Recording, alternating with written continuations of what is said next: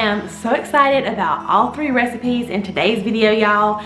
Every single one hit it out of the park and our family loved them. So I have a feeling you guys will too, but make sure you stay until the end of today's video. I have a pretty big announcement and I might need your help. So let's get cooking and stay tuned until the end.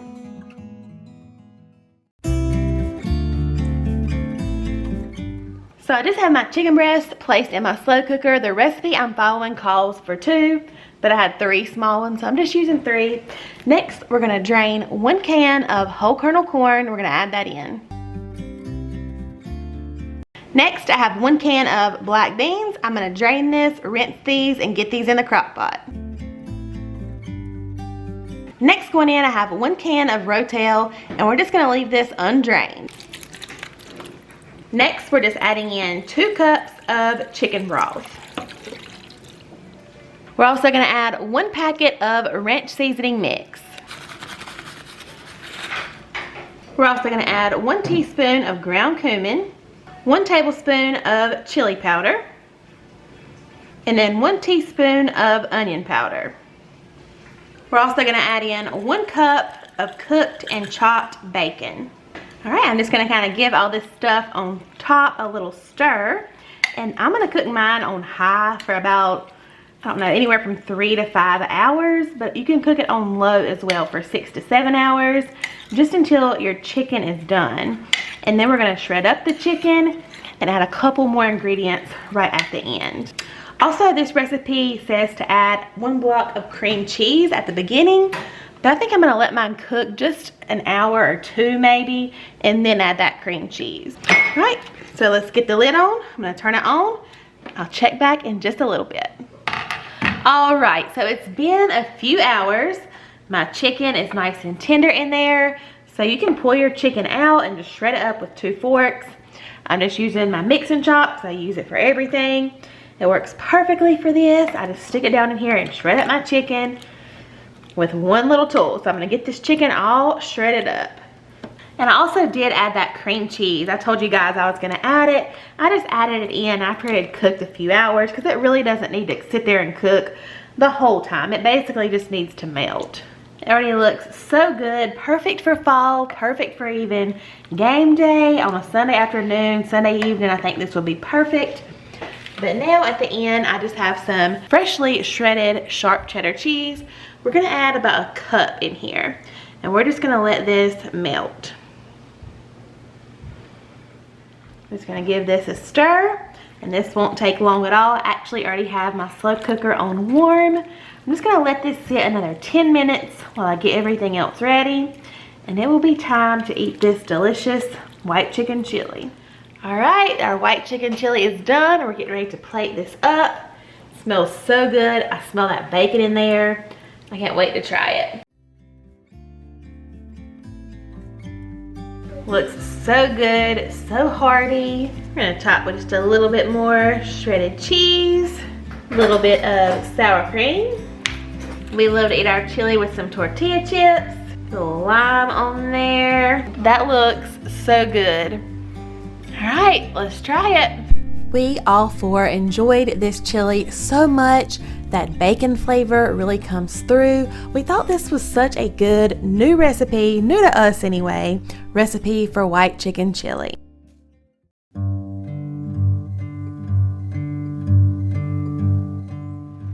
Alright, so first I just have a little 9x13 dish, and I went ahead and lined that with some parchment paper. And the first thing we're going to do, you want to take 1 package of cookie dough, any kind that you like. Most people use chocolate chip.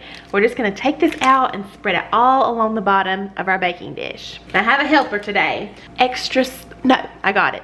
These are called spooky brownies. They might go by another name. These are very popular. However, I don't want my helper going to school and telling her friends and her teachers that we made that other kind of brownies. So these are from now on spooky brownies. It has little designs she's showing y'all on the Oreos.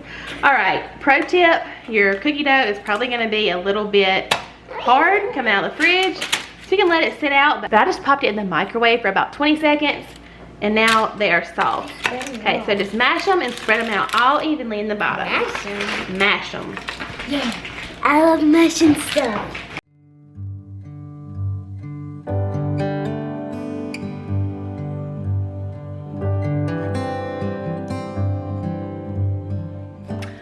so I got all my cookie dough spread out evenly in there. So the next layer, we're gonna take those Oreos and you just wanna put one even layer of Oreos. Just lay them on. Put Halloween ones, so whenever you cut them up. Say that again, we got the Halloween ones. Why?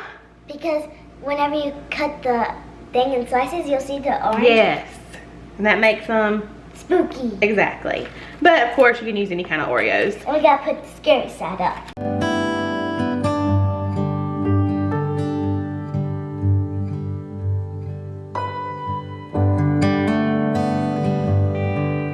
And for the next layer, you're just gonna take any box of brownie mix that you like. We just got the basic milk chocolate kind, and you're just gonna make your brownies up according to the box directions. Okay, now we need 3 tablespoons of 3 water. tablespoons of water that this little good assistant already measured out for us. Good job. Now we need half a cup of vegetable oil. Vegetable oil, or honestly y'all, usually when I do box brownies just to have, I use butter. I think it makes it a million times better. Now, comment down below what y'all are gonna be for Halloween. she said comment down below what you, or your kids, or your grandkids, if you know, are gonna be for Halloween. Or, if your kids are grown, what was your favorite thing they dressed up as when they were little? Alright, so now we're gonna bring over back our cookie dough and Oreo mixture, and we're gonna layer on the brownie batter.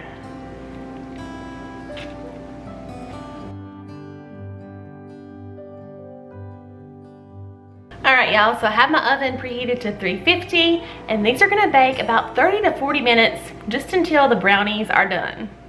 Alright, our brownies are set. To make them a little bit more spooky, I thought we would crush up some Oreos for the top. And also, speaking of Halloween brownies, I guess for some reason, when it's Halloween, it just makes me want to make brownies.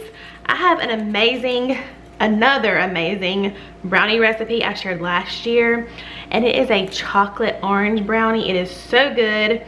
I'm gonna link that for y'all below and go check that out after this video. I don't know, something about brownies and orange just reminds me of Halloween. So after your brownies cook, you want to let them sit and cool at least an hour or 2. I know that's going to be a little bit hard, but they will pop out and slice up a whole lot easier. And look how good they look. So now we're just going to get these sliced up. I can't wait to show y'all the middle. And after you get them sliced up, this is what you're left with. How good does that look, and how festive for Halloween. Got those Oreos on top. You can see all the layers, that cookie layer, and then our brownie and Oreo layer in there in the middle. Looks so cute and so good. Y'all let me know if y'all have tried these, and if not, give them a try.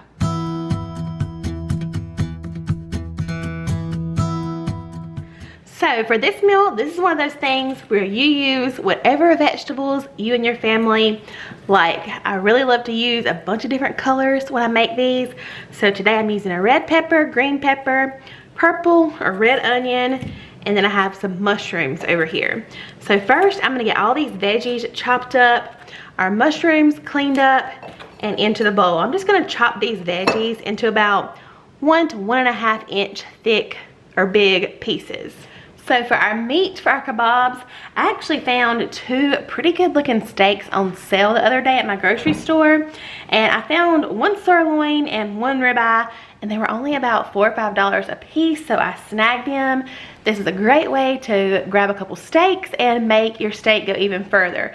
So this is really a $10, $15 meal with just the veggies, and I had everything we're gonna make the marinade with, so kind of a budget-friendly way to still have steak if you can find it on sale.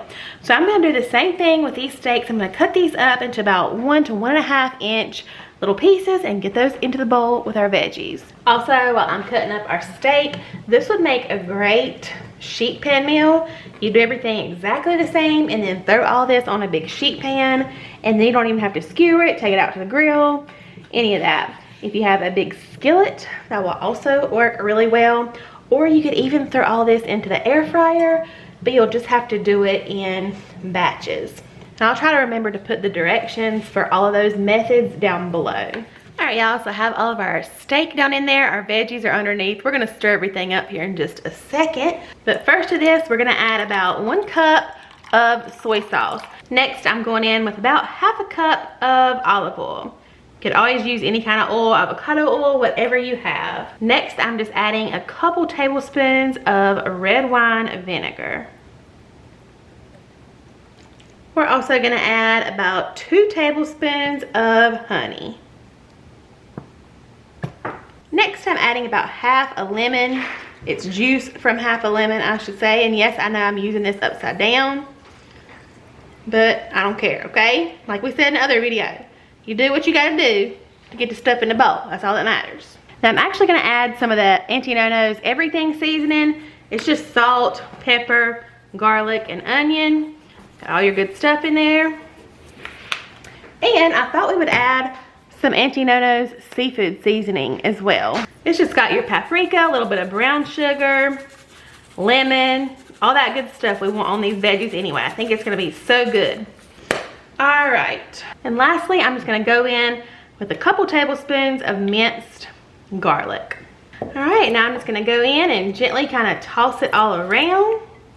And it's really best if you can let this sit for a couple hours, even longer than that. Make this up earlier in the daytime if you need an easy weeknight meal, ready for your sheet pan right before dinner. But if you're short on time, at least try to marinate it for 30 minutes. All right, so there we go. That's gonna marinate. And then we're gonna skewer them, and I'll see y'all out at the grill. There's a little peek at our new pool back there. It's finally done. I'm sure everybody's so tired of hearing about my pool, but we're just so excited. So we decided to smoke our kebabs up this night, and we did them at about 250 for about 45 minutes to get some good smoky flavor on there. But like I said, I'll have the directions down below in the description to make this a sheet pan meal, or if you do these in the air fryer, they will be delicious. That marinade on there was so good, so perfect. We all love them. All right, friends, so for that little announcement I wanted to chat with y'all about, a few of y'all might remember we did Foodie Friday. Gosh, it's been 2, maybe 3 years ago. But basically, I would ask for your recipes, and on Fridays, I would feature one of your recipes right here on my channel.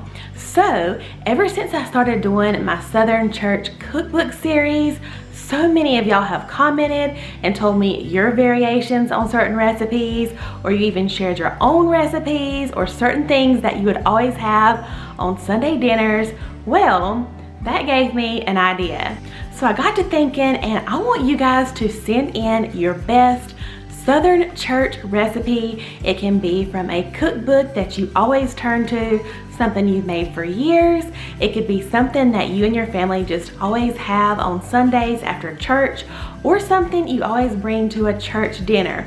I would absolutely love to see your recipes. And for one of my next church cookbook recipe videos, I'm gonna feature all of your recipes. The whole entire video is gonna be everything you guys send in. And it will either be my next church cookbook video or the next. It just depends on how long it takes me to get all the recipes and get everything together and everything like that. So I'm gonna leave my email address down below. All you have to do is copy and paste your favorite recipe, and make sure you put in the subject line church recipes so I'll know to check it out. I cannot wait to see you guys' recipes. I can't wait to make some of them and try them. Just from everything y'all have commented so far, it makes me want to try seriously everything. The church recipes are just the best. So I can't wait to see what you guys have in mind. I hope y'all are excited about this. I can't wait, so make sure you just email me those recipes. And yeah, that's about it. Thank you guys for joining me today. Give these 3 recipes a try. They were seriously so good. Y'all will not be disappointed. I hope y'all all had an amazing week. I hope you have a great weekend, and I will see y'all next week in my next video. Bye y'all.